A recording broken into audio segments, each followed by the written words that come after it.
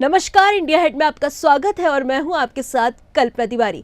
Bulletin की शुरुआत कुछ बड़ी खबरों के साथ। इस वक्त की बड़ी खबर श्रीनगर से आ रही है, जहां आपको बता दें कि जम्मू कश्मीर में बादल फटने से तबाही, रामबान में बाढ़ और भूस्खलन से 3 लोगों की मौत। पुलिस ने करीब 100 लोगों को रेस्क्यू किया।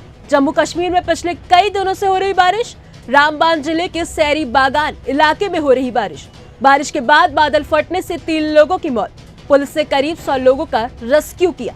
इस वक्त की बड़ी खबर श्रीनगर से आ रही है, जहां आपको बता दें कि बादल फटने से अचानक बाढ़ आ गई। पहाड़ का मलबा गांव की तरफ आ गया, जिसकी चपेट में कई लोग और घर आ गए। फिलहाल रेस्क्यू ऑपरेशन जारी है। इस वक्त की बड़ी खबर श्रीनगर से आ रही है, जहां आपको बता दें कि जम्मू कश्मीर में पिछले कई दिनों से बारिश हो रही है। रामबन जिले के सैरी बागान इलाके में हो रही बारिश के बाद बादल फटने से 3 लोगों की मौत। पुलिस ने करीब 100 लोगों का रेस्क्यू किया। सूत्रों ने बताया कि बादल फटने से अचानक बाढ़ आ गई। पहाड़ का मलबा गांव की तरफ आ गया, जिसकी चपेट में कई लोग और घर आ गए। फिलहाल रेस्क्यू ऑपरेशन जारी है।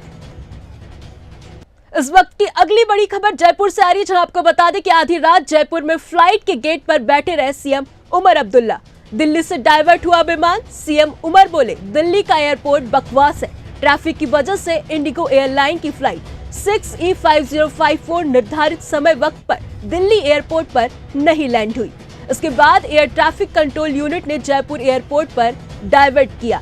रात 12:20 फ्लाइट जयपुर एयरपोर्ट पहुंची। इस दौरान उमर अब्दुल्ला ने नाराजगी जाहिर की। एक्स पर लिखा, दिल्ली एयरपोर्ट बकवास है।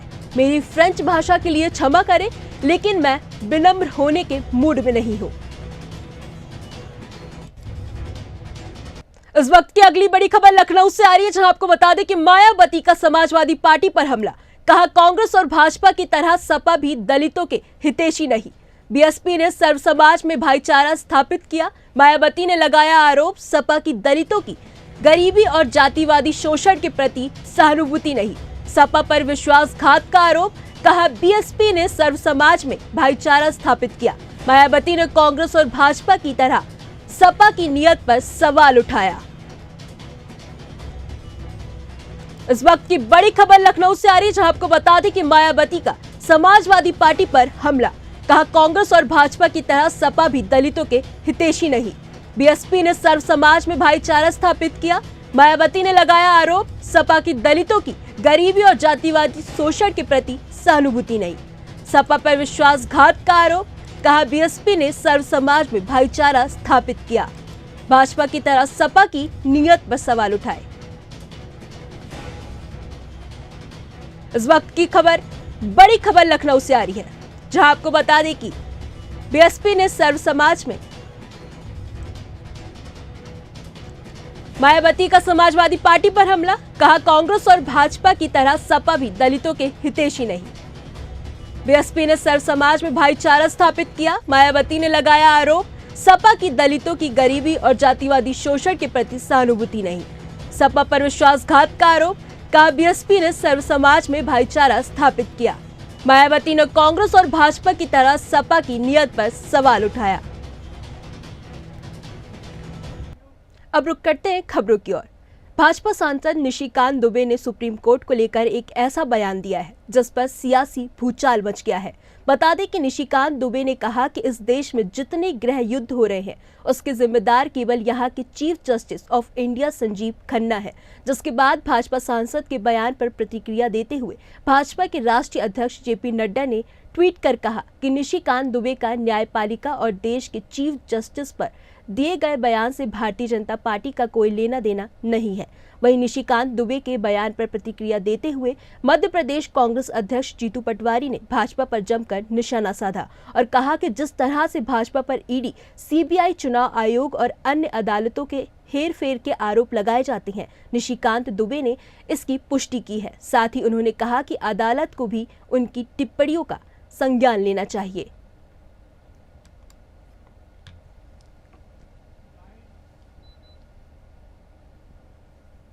आप जब राम मंदिर का विषय होता है तो आप राम मंदिर में कहते हो कि कागज दिखाओ, कागज दिखाओ। कृष्ण जन्मभूमि का मामला आएगा मथुरा में तो कहोगे कागज दिखाओ। आप जब शिव की बात होगी, ज्ञान वापी मस्जिद की बात आएगी, कागज दिखाओ। मुगलों के आने के बाद जो मस्जिद बने हैं उसके लिए कहते हैं कि आप कागज कहां से दिखाओ। इस देश में धार्मिक युद्ध भड़काने के लिए केवल और केवल सुप्रीम कोर्ट जिम्मेवार है। सुप्रीम कोर्ट का एकमात्र उद्देश्य है show me the face will show you the law.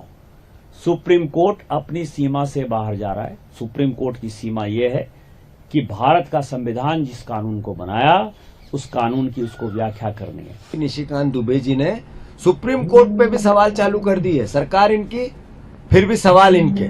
मतलब ये क्या मैसेज है? ये मैसेज ये है कि हम तानाशाही की ओर देश को ले जाएंगे। जिस तरीके से ईडी का, सीबीआई का, सरकारी चुनाव आयोग का और भी कोर्ट के फैसलों के मैनिपुलेशन का इन पे आरोप लगता है, उसको इन्होंने पुख्ता किया है। निशिकांत दुबे जी ने पुख्ता किया है। मैं इनकी निंदा करता हूं और इनसे कोर्ट से आग्रह करता हूं कि इनको कोर्ट के खिलाफ टिप्पणी करने पर जरा कोर्ट भी संज्ञान। मध्य प्रदेश कांग्रेस के अध्यक्ष जीतू पटवारी ने प्रेस वार्ता की। इस दौरान उन्होंने मध्य प्रदेश सरकार पर जमकर निशाना साधा। मीडिया को संबोधित करते हुए पटवारी ने आरक्षण को लेकर सरकार पर कई गंभीर आरोप लगाए। 27% आरक्षण को लेकर पटवारी ने कहा कि सरकार ओबीसी का हक मारकर पाप कर रही है। वहीं आगे उन्होंने कहा कि आरक्षण नहीं मिलने और सरकारी वैकेंसी पर रोक लगाने से 22 लोग आत्महत्या कर चुके हैं। ओबीसी महासभा के साथ हम कोर्ट में लेकर सड़क तक आरक्षण की लड़ाई लड़ेंगे। प्रेस वार्ता में इसके अलावा उन्होंने और क्या कुछ कहा, आइए आपको सुनाते हैं। ओबीसी आरक्षण की सरकार तरफ से पूरी पैरवी की और अपने आप ही कभी कोर्ट ने नहीं कहा कि 14% से 27% के बीच के हिस्से को रोका जाए, जो हर ओबीसी की नियुक्तियों में रोका जा रहा है लगातार, और उसके आंदोलन हो रहे। सरकार कहती है हमने कोर्ट के कारण कोर्ट की रोक के कारण ये आरक्षण रोका है। ये अपने आप में उन बच्चों के साथ पाप कर रही है सरकार जिनका हक है। मैं अनुरोध करना चाहता हूं कि शैलेन प्रशांत सिंह जी ने जिस तरीके से प्रदेश को गुमराह किया, हर नौकरी की जितनी वैकेंसी निकलती है उनमें उतने बच्चों का जिनको 14% आरक्षण से 27% ओबीसी को मिलना था, अपने आप रोक लिया। इसका मतलब उनके साथ पाप किया, धोखा किया। उनको ओबीसी के वर्ग के परिवारजनों को एक तरह से मिर्ची झोंकी आंखों में। हाई कोर्ट में केस निपट सकते थे, खुद सुप्रीम कोर्ट लेके गए। यानी मैसेज क्या था कि हम आरक्षण को लागू नहीं होने देंगे, कानून को ओबीसी के 27% को लागू नहीं होने देंगे। मैं मानता हूं इसके खिलाफ जन जागरण हम ओबीसी महासभा के माध्यम से पूरे प्रदेश में ओबीसी के साथियों के साथ करेंगे। अभी जो भर्ती हो रही है उसमें भी 14% दिया जा रहा है, वो 27% करें। और कल जो कोर्ट में पिटीशन लगी उसकी सुनवाई है, उसका हम ध्यान दे रहे हैं और पूरी ताकत से कांग्रेस पार्टी भी उसमें एक पार्टी बनने की कोशिश करे। मध्य प्रदेश के इंदौर नगर निगम के नेता प्रतिपक्ष चिंटू चौकसे को हीरानगर थाना पुलिस ने गिरफ्तार किया। बता दें कि चिंटू चौकसे के खिलाफ भाजपा कार्यकर्ता कपिल पाठक ने जानलेवा हमला करने की शिकायत दर्ज कराई थी, जिसके बाद पुलिस ने इस मामले में चिंटू चौकसे को गिरफ्तार किया है। वहीं मध्य प्रदेश कांग्रेस अध्यक्ष ने चिंटू चौकसे की गिरफ्तारी पर सवाल उठाए हैं। उन्होंने कहा कि प्रदेश भर में हमारे कार्यकर्ताओं के खिलाफ झूठे केस लगाकर उनको परेशान किया जा रहा है। साथ ही उन्होंने कहा कि भाजपा लोकतंत्र की हत्या कर रही है।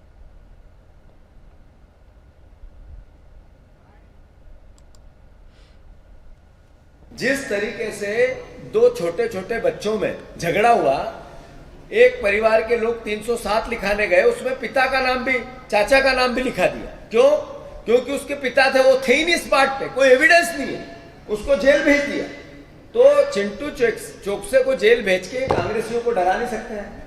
हमारे पूरी पार्टी के लोग वहां चले गए, मैं भी रात को जा रहा हूं और हम कानूनन तो अपना काम करेंगे ही, पर इस सरकार से जो कार्यकर्ताओं की दमन की नीति बन रही है, इसके खिलाफ इस सरकार को दो हाथ करेंगे, हर हालत में लड़ेंगे, बिल्कुल नहीं डरेंगे। उसमें प्रशासन का दुरुपयोग करके प्रदेश की कानून व्यवस्था बिगाड़ना है। सरकार खुद बिगाड़ती है कानून व्यवस्था। जहां जुलूस निकलना है वहां प्रशासन की पूरी मुस्तैदी नहीं करेगी, जहां अनुमति नहीं देना है वहां भी जुलूस को निकलवाएगा प्रशासन। और फिर कुछ घटना घटी तो अल्टीमेटली जनता को गुमराह करेंगे, भ्रमित करेंगे। यही कल सागर में भी हुआ, शाहगंज में, यही जगह जगह हो रहा है। एक जैन साधु को मारा गया, उस पर सरकार मौन है।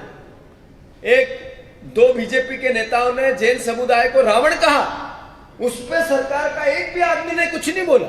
खबर अंबाला से है, जहां आंधी और बरसात से हरियाणा के कई जिलों में किसानों की खेती में खड़ी फसल को नुकसान हुआ है। वहीं अंबाला में इसका ज्यादा असर नहीं हुआ। किसान मंडी की व्यवस्थाओं से काफी खुश नजर आ रहे हैं, तो वहीं मौसम विभाग के आंधी और बरसात के अलर्ट के बाद काफी चिंतित भी हैं, क्योंकि अभी कुछ किसानों की फसल खेतों में पकी खड़ी है, तो कुछ किसानों की फसल अनाज मंडी में आ चुकी है। किसानों का कहना है कि आंधी व हल्की बरसात से उन्हें थोड़ा नुकसान हुआ है और सरकार को उनका ख्याल रखना चाहिए। मैं काफ़ी टाइम से इस मंडी में फसल लेके आता रहा हूँ और आज भी आया हूँ। तो सुविधाओं के मामले में देखा जाए तो यहाँ पे काफ़ी इम्प्रूवमेंट है पहले से। ठंडे पानी की व्यवस्था है, शौचालय नीट एंड क्लीन है और रात को लाइटिंग वगैरह की अच्छी व्यवस्था है, शेड बड़े अच्छे हैं। और अब तो गवर्नमेंट ने या मार्केट कमेटी वालों यहाँ पे 10 रुपये में भर पेट खाने की भी एक व्यवस्था की है, जो कोई भी किसान जाके 10 रुपये देकर भर पेट खाना यहाँ पे खा सकता है। मंडी का सारी व्यवस्था ठीक है, कोई प्रॉब्लम नहीं है, काम सुचारू रूप से चल रहा है। अनाज मंडी अंबाला छावनी के अंदर अब तक 1,25,000 क्विंटल गेहूं की आवक हो चुकी है। इसके अंदर 2,085 गेट पास कर चुके हैं और 1,12,000 क्विंटल गेहूं की जो खरीद है वो की जा चुकी है और उत्थान भी चल रहा है। लगभग 56,000 क्विंटल का उत्थान अब तक हो चुका है। मध्य प्रदेश में रफ्तार का कहर थमने का नाम नहीं ले रहा और तेज रफ्तार वाहनों के अनियंत्रित होने से कारण आए दिन सड़क हादसे हो रहे हैं। सड़क हादसे में असमय लोगों की मौतें भी हो रही हैं। इसी बीच ताजा मामला राजधानी भोपाल बिलखरिया इलाके का है, जहां तेल से भरे ट्रक और डंपर से जोरदार टक्कर हो गई। वहीं हादसे में क्लीनर की मौके पर ही मौत हो गई और चालक गंभीर रूप से घायल हो गया। हादसे के बाद तेल के पीपे लूटने आसपास के लोग में होड़ मच गई, जिसको जो मिला वो लेकर चलते बना। सूचना मिलते ही पुलिस मौके पर पहुंची और पुलिस ने लोगों को खदेड़ा और घायलों को अस्पताल पहुंचाया। फिलहाल पुलिस मामले की जांच कर रही है।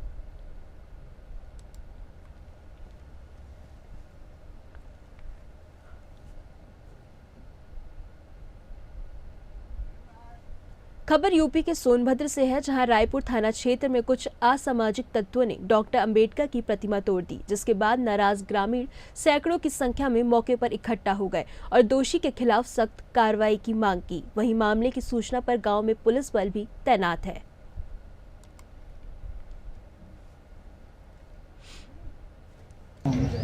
थाना रायपुर के खमरिया गांव में किसी असामाजिक तत्व द्वारा डॉक्टर भीमराव अंबेडकर की प्रतिमा को क्षतिग्रस्त करने का प्रयास किया गया है।